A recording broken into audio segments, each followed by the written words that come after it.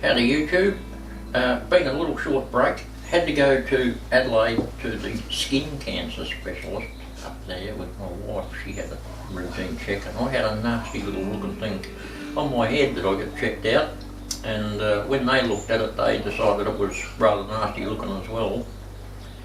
So they sliced it off and sent it off to get tested, and I only just got off the phone just a little while ago and they said it is actually benign at this stage, which is good, but it was of the type of growth, I can't remember the huge words the lady doctor said, but it can turn cancerous if too much sun exposure happens upon it. So I shall be wearing a hat every time I go outside from now on, because we don't want any of that happening.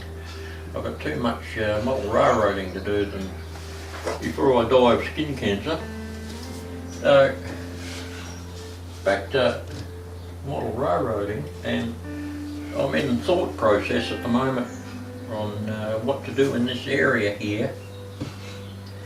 See, the double track goes up past here and there's another one over there, and I've cut this board out here which can sit up here, and my thoughts are to put a bit of a country wayside stock type town, little tiny village sort of set up here with a few of the little buildings I've been working on, the church and that little service station, gas station if you want to call it that, and do something similar to this board over in that side.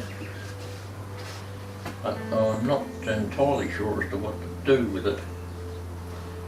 Any thoughts would be most appreciated. I'm thinking I can have this here and actually build up over the top of the tracks here with a tunnel portal down that end leading out to that end module, which is going to have a deep ravine and trestle bridge built into it at some stage.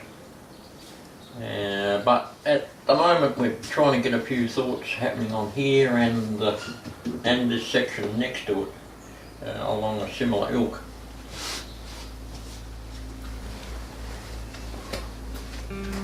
So in this module next to it, down on the bottom flow here, I'm going to put a bit more, do a bit more track changes, put another couple of crossovers and things in there so it gives me a little bit more flexibility with trains running backwards and forwards. So that'll be a separate video in itself. And over in this area here, this is where the timber mill and all its associated buildings will be going. So I'll need to build that up there and put a big flat in there. And on this side, that'll be an extension of that other module with the little village type setup. But if anybody's got any ideas and thoughts to throw in, please do.